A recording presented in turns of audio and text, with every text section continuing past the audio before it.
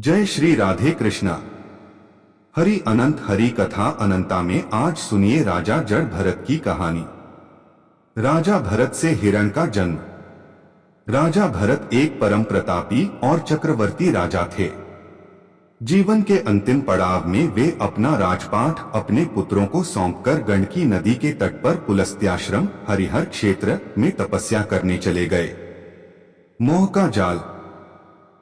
एक दिन जब वे नदी किनारे बैठे थे तब एक गर्भवती हिरणी वहां पानी पीने आई। अचानक सिंह की दहाड़ सुनकर वह डर गई और नदी लांघते समय उसका प्रसव हो गया। हिरणी तो मर गई लेकिन उसका बच्चा नदी में बहने लगा। राजा भरत को उस पर दया आ गई और उन्होंने उसे बचा लिया।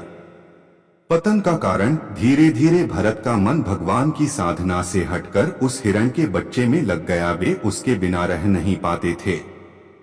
हिरण योनि में जन्म। अंत समय में भी उनका ध्यान केवल उसी हिरण में था। शास्त्रों का नियम है, अंत समय में व्यक्ति जिसका चिंतन करता है अगला जन्म वैसा ही मिलता है। इसलिए अगले जन्म में वे हिरण बने। लेकिन पूर्व पुण्य के कारण उन्हें अपने पिछले जन्म की बातें याद थीं। जड़भरत के रूप में तीसरा जन्म। हिरण का शरीर छोड़ने के बाद उनका तीसरा जन्म एक श्रेष्ठ ब्राह्मण परिवार में हुआ। इस जन्म में भी उन्हें अपने पिछले दोनों जन्मों की बातें याद थीं। जड़ का ढोंग। वे समझ चुके थे कि आसक्ति और संसार की बातें केवल बंधन में डालती हैं। इसलिए उन्होंने तय किया कि वे किसी से कोई व्यावहारिक संबंध नहीं रखेंगे। वे गूंगे, बहरे और पागल की तरह रहने लगे। लोग उन्हें जड़ बुद्धिहीन समझने लगे, इसीलिए उनका नाम जड़भरत पड़ा। भाइयों का दुर्व्यवहार। पिता की मृत्यु के बाद उनके भाइयों ने उन्हें केवल भरपेट खाना देकर खेतों की रखवाली के काम में लगा दिया।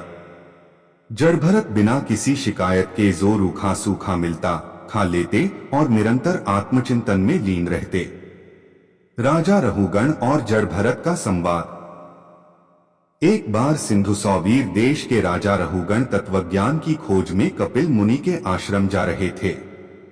उनकी पालकी उठाने वाले कहारों में से एक बीमार हो गया तो राजा के सेवकों ने खेत में बैठे हट्टे कट्टे जड़भरत को देखा और उन्हें जबरदस्ती पालकी उठाने में लगा दिया।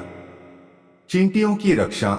जड़भरत पालकी उठाकर चल तो रहे थे लेकिन वे जमीन पर देखकर चल रहे थे ताकि कोई चींटी या छोटा जीव उनके पैरों के नीचे न आ जाए। इस वजह से पालकी झटके खा रही थी।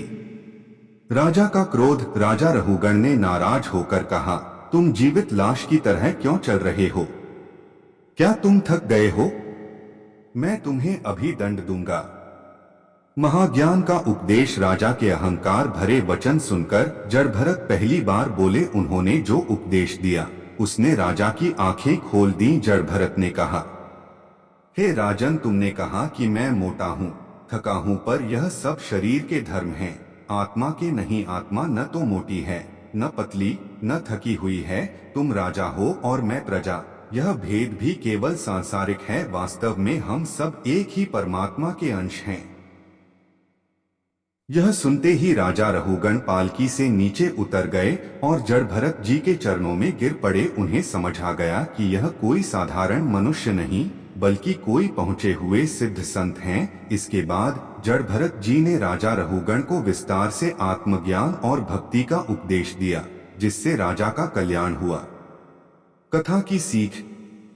जड़भरत जी की कथा हमें यह सिखाती है कि आसक्ति मोह सबसे बड़ा बंधन है, चाहे वह किसी पशु से हो या इंसान से। अत्यधिक मोह ईश्वर की राह से भटका देता है।